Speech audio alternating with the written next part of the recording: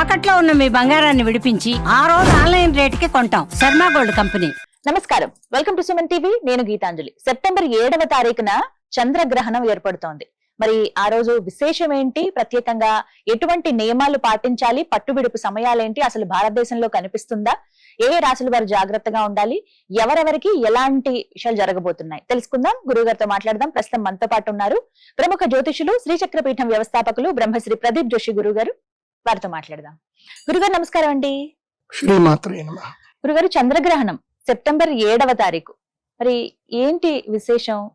శుభంగా చూడాలా, అశుభంగా చూడాలా? ఒకటి, ఎందుకంటే ఎప్పుడైతే షడ్గ్రహ కూటమి చూసామో ఆ తర్వాత అన్ని భయాలే ఏర్పడిపోయాయి. అమ్మో, ఇప్పుడు ఇలాంటి పరిస్థితి ఉందా, తర్వాత ఎలాంటి ఉపద్రవాలు చూస్తాము అని. ఇప్పుడు మళ్ళీ త్వరలో ఉంది. సెప్టెంబర్ అంటే సుమారుగా 2 నెలల సమయం ఉన్నా కూడా ఏంటి అసలు ఈసారి ఎలా చూడాలి ఈ గ్రహణాన్ని? పట్టువిడుపుల సమయాలు కావచ్చు, ఎవరెవరికి కనిపిస్తుంది, అసలు మన దేశానికి ఉందా లేదా, వివరించండి.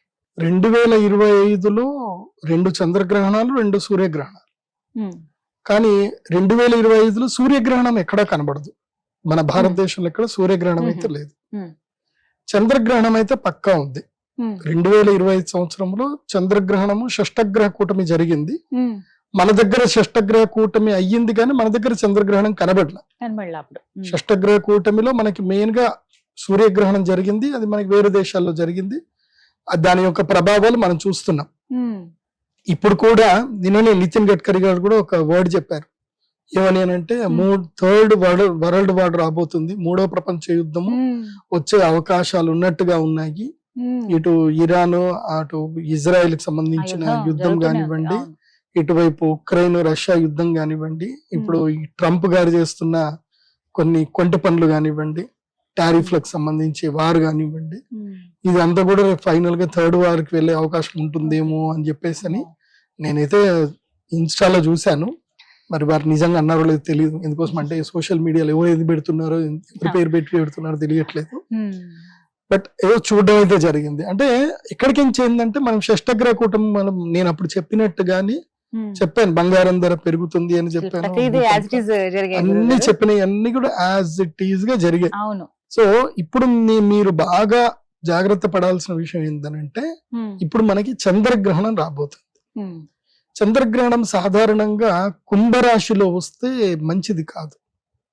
కుంభరాశిలో వస్తుంది ఈసారి చంద్రగ్రహణం. ఎందుకోసమంటే కుంభము లోపలికి రాహు అడుగు పెట్టాడు. కుంభంలో రాహు అడుగు పెట్టిన వెంటనే కుంభవృష్టులు కురుస్తున్నాయి. మన దగ్గర కాదు, ఎక్కడ ఈశాన్య రాష్ట్రం లోపల కుంభవృష్టి. నైరుతి ఋతుపవనాలు వచ్చేసి ఇప్పుడు మనం ఉత్తరాఖండ్ లో చూస్తే ఇప్పటి వరకు ఎప్పుడు చూడనంత ప్రళయం ఏర్పడుతుంది, అక్కడ విలయం ఏర్పడుతుంది. విపరీతమైనటువంటి నీళ్లు, క్లౌడ్ బస్ట్ అనేది అంటున్నారు, అలా చాలా జరుగుతున్నాయి. సో ఎవరైనా సరే బద్రీనాథ్, కేదార్నాథ్ దర్శనాలు ఏమైనా చేసుకునేది ఉంటే ఈ ఆగస్టు ఎండ్ వరకే కంప్లీట్ చేసేసుకోండి. సెప్టెంబర్ 7 తర్వాత ఈశాన్య రాష్ట్రాలు, ఉత్తరాది రాష్ట్రాలు అంత శ్రేయస్కరం కాదు. అండ్ మన దగ్గర కూడా అంత మంచిది కాదు. ఈసారి మనకి సేమ్ మళ్ళీ కృష్ణా నది కానీ ఎక్కువగా గోదావరి నది. ఈసారి గోదావరి నదికి చాలా నీళ్లు వస్తాయి. భద్రాచల వాసులు కూడా చాలా జాగ్రత్తగా ఉండాలి. ఈసారి చంద్రగ్రహణము సెప్టెంబర్ 7వ తారీఖు శతభిష నక్షత్రములో మొదలయ్యి, అంటే శతభిష నక్షత్రం యొక్క 4వ పాదంలో మొదలయ్యి పూర్వభాద్రపద నక్షత్రములో 1-2 పాదాలు ఈ గ్రహణం అనేది ఏర్పడే అవకాశం ఉంటుంది. ప్రథమ పాదంలో అయితే గ్రహణం ఏర్పడుతుంది. కాబట్టి మొత్తం మీద చూస్తే చతుష్పాద నక్షత్రములోనే గ్రహణం ఏర్పడుతుంది. అంటే పూర్వభాద్రపద నక్షత్రం యొక్క 1వ పాదం వరకు ఏంటంటే మనకి పూర్వభాద్రపద, ఉత్తర భాద్రపద, రేవతి, అంటే పూర్వభాద్రపద నక్షత్రం యొక్క 3 పాదాలు ఏవైతే కుంభరాశిలోకి వస్తాయి. కాబట్టి ఈ గ్రహణం అంతా కూడా కుంభరాశిలోనే జరుగుతుంది. కొంచెం స్పర్శ అంటే దానికి సంబంధించిన గ్రహణం ఏదైతుందో మీనరాశి కూడా ఉంటుంది. ఈసారి మనం బాగా ఆలోచించవలసింది ఏంటంటే, ఈ చంద్రగ్రహణం భారతదేశంలో కనిపిస్తుంది, సుస్పష్టంగా కనిపిస్తుంది. కాకపోతే వర్షం పడితే మనం తెలియదు. ఎందుకోసం అంటే ఎప్పుడైనా గుర్తుపెట్టుకోండి, చంద్రుడు శతభిష నక్షత్రములో ప్రవేశించగానే, ఎప్పుడైతే చంద్రుడు శతభిష నక్షత్రంలో ఉన్నప్పుడు దాని ఎదురుగానే సూర్యుడు గనక మఘా నక్షత్రంలో గాని సింహరాశిలో గాని ఉన్నప్పుడు ఎట్టి పరిస్థితుల్లో వర్షం పడుతుంది, అందులోపల డౌట్ లేదు, పడుతుంది. తప్పకుండా వర్షం పడుతుంది. హా. సో ఈసారి గ్రహణం అప్పుడు కూడా మేఘాలు కమ్ముకుంటాయి, హ్మ్. గ్రహణం అప్పుడు వర్షం పడతా ఉంటుంది, గ్రహణం ఏర్పడుతూ ఉండే అవకాశం అయితే దాదాపుగా ఉంది, 90% ఉంది, అందులోపల డౌట్ అయితే లేదు. హ్మ్.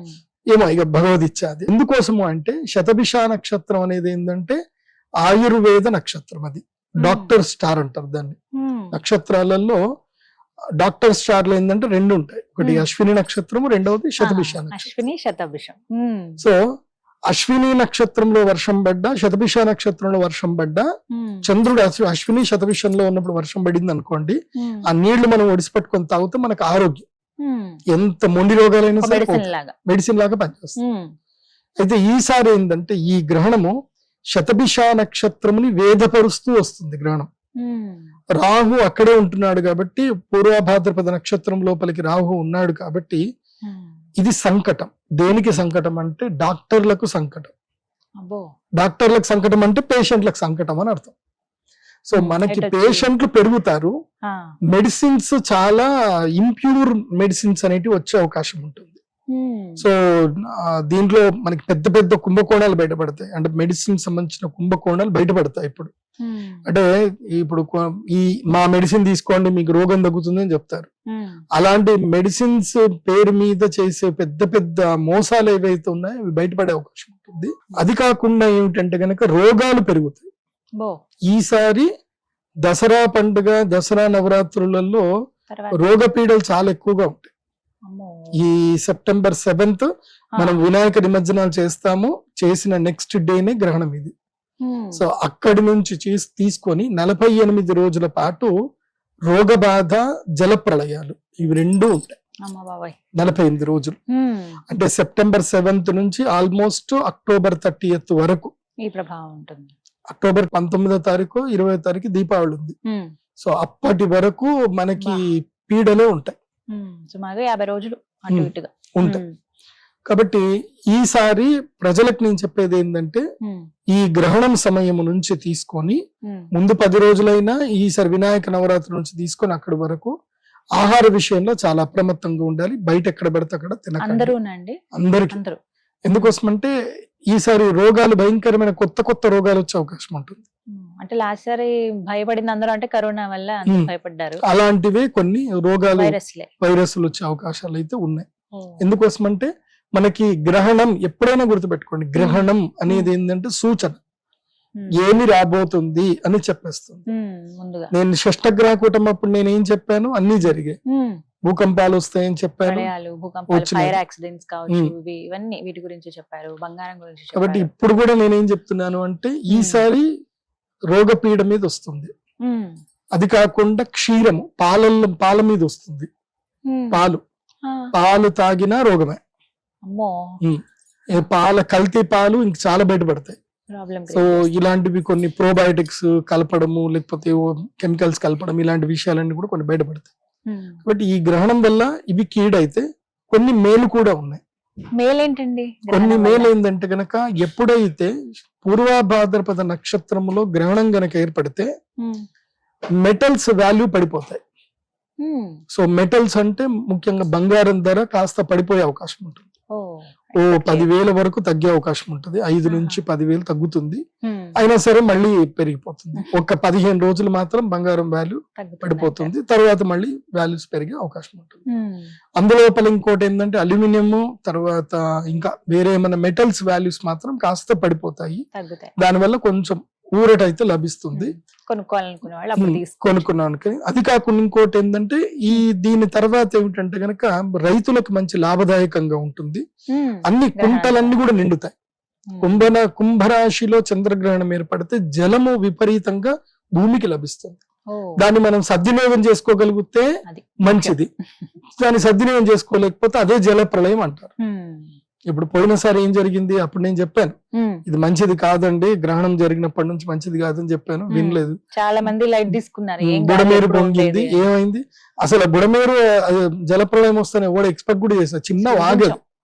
చిన్న వాగు కాకపోతే అక్కడనే క్లౌడ్ బస్ట్ అయింది, ఉన్న నీళ్ళన్నీ వచ్చాయి. కాబట్టి ఇప్పుడు తెలుగు రాష్ట్రాల్లో ఉండేటువంటి గౌరవ మంత్రులందరూ కూడా చెప్పేది ఏంటంటే మీరు ఇప్పుడే ప్రిపరేషన్ ఏమున్నా చేసేసుకోండి. ఎందుకోసం అంటే ఈసారి సెప్టెంబర్ అక్టోబర్ లో విపరీతమైన వర్షం పడుతుంది. అంటే ఏ ప్రాంతాలకి అని ముందుగా మన తెలుగు రాష్ట్రాలు, సౌత్ ఇండియా మొత్తం మీద వర్షాలు పడతాయి, చాలా వర్షాలు పడతాయి. ఈసారి వెస్టర్న్ ఘాట్స్ లో ఎక్కువగా ప్రళయాలు ఉంటాయి. కర్ణాటక, కేరళ, తమిళనాడు, ఈ వెస్టర్న్ ఘాట్స్ లో కుంభ వృష్టి కురుస్తుందంటే భయంకరమైన వర్షం పడుతుంది. అక్కడ మనం ల్యాండ్ స్లైడ్స్ వింటాము. ఒకసారి మొన్న ఆ మధ్య వాయనాడు దగ్గర ఊరంతా ఇట్లా కొట్టుకొని పోయింది. సేమ్ అట్లాంటివి మళ్ళీ రిపీట్ అవుతాయి ఈసారి. అది బాగా గుర్తుపెట్టుకోండి. ఇవి సొసైటీ పరంగా జనరల్ ప్రెడిక్షన్, అందరికీ వర్తించేటువంటి జనరల్ ప్రెడిక్షన్. ధన్యవాదాలు గురుగారు. నమస్కారం. శ్రీమాత్రి.